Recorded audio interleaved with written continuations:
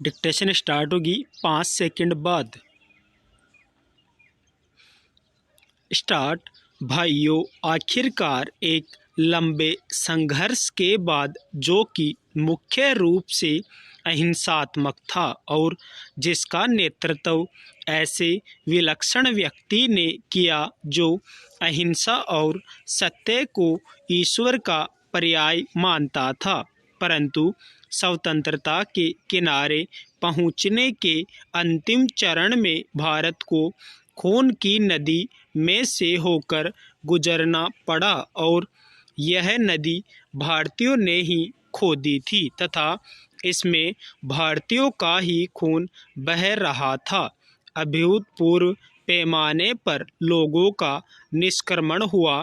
पुरुषों, स्त्रियों, बच्चों, बूढ़ों, बीमारों समेत 1 करोड़ व्यक्ति, जिनके शरीरों से खून चूसकर भारत की भूमि तक को रंग रहा था, भारत के एक ओर से दूसरी ओर गए।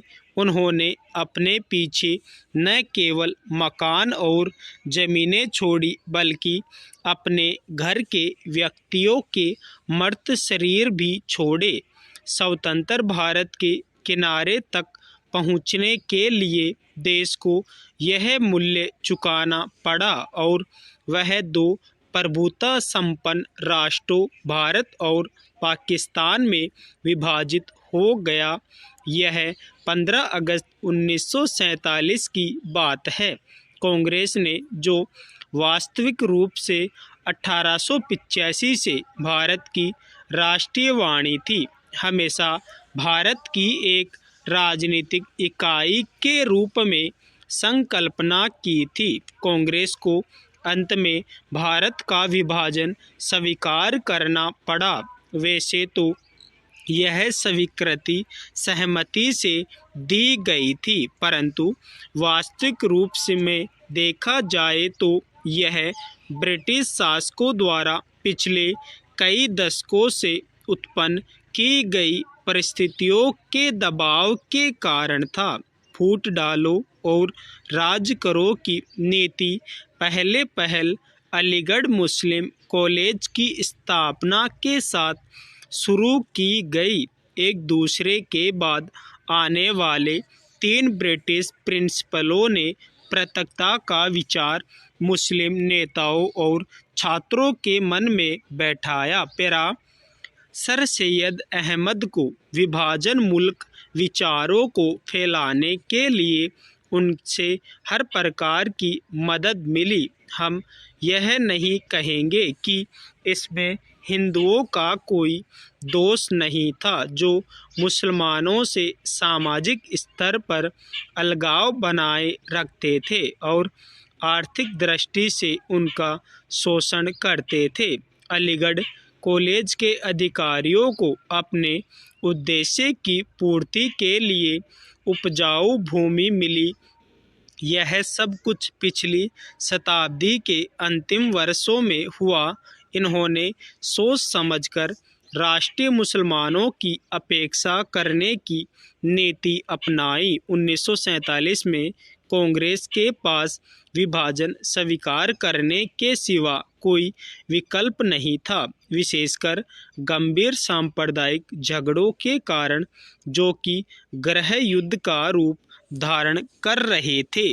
जिन्ना ने यह सुझाव दिया कि सांप्रदायिक आधार पर आबादी की अदला बदली की जाए। शायद वह बेहतर समाधान होता, क्योंकि इससे शायद वे क्रूर कृत्य न होते जो बहुत लंबे काल तक पड़ोस में रहने वालों के साथ उनके पड़ोसियों ने किए।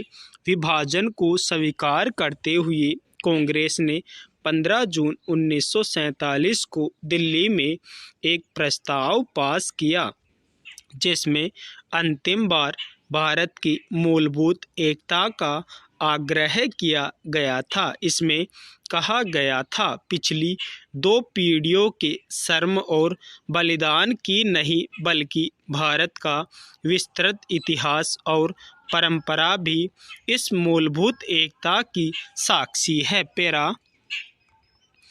भाइयों, भूगोल, पर्वत और समुद्र ने भारत के स्वरूप का निर्माण किया है।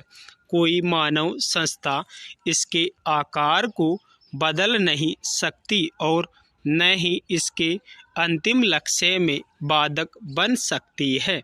आर्थिक परिस्थितियों और अंतर्राष्ट्रीय मामलों की लगातार मांगों के कारण भारत की एकता और भी आवश्यक हो गई है। भारत के जिस चित्र को हमने अपने दिलों में संजोया है, वह सदा हमारे दिलों और दिमागों में रहेगा।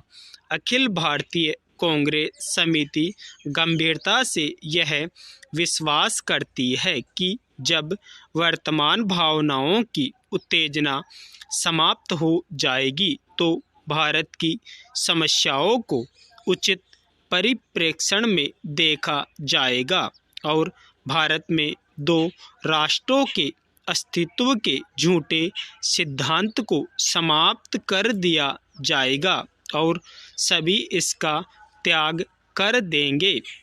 सामान्यतः राष्ट्रीयता जातीय, भाषाई अथवा भौगोलिक तत्वों पर आधारित होती है, परंतु इस्लाम का अलग अस्तित्व है जो अन्य धार्मिक वर्गों में मिश्रित नहीं होता। 55 वर्ष की स्वतंत्र धर्मनिरपेक्ष राष्ट्रीयता के बाद आज भी कई जिम्मेदार मुस्लिम नेता दावा करते हैं कि मुसलमान अलग राष्ट्र है। पैरा एक जिम्मेदार दल द्वारा इतने अधिक करुणाजनक और आत्मभ्रामक प्रस्ताव की कल्पना भी नहीं की जा सकती जितना कि अखिल भारतीय कांग्रेस समिति ने 15 जून 1947 को पास किया था। सभी नेता थक चुके थे और बूढ़े हो रहे थे। आदर्शवाद की जिस ज्वाला ने उन्होंने 26 वर्ष पूर्व प्रेरित किया था, उसका जोश ठंडा होने लगा था।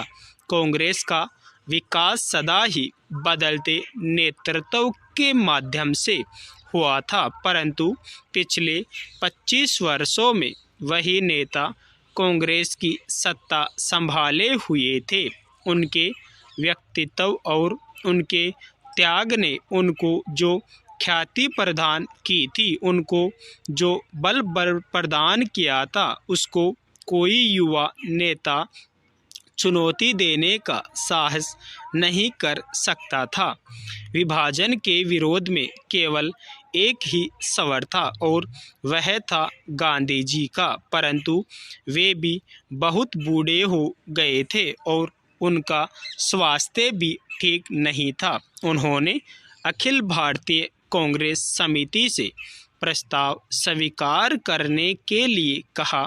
यदि वे नई कार्यकारिणी समिति और नई अंतरिम सरकार के लिए नए नेता नहीं चुन सकते, प्रस्ताव को पहले कार्य समिति ने पास किया। गांधी जी से विशेष रूप से प्रार्थना की गई थी कि वे उपस्थित हो और सभा को संबोधित भी करें।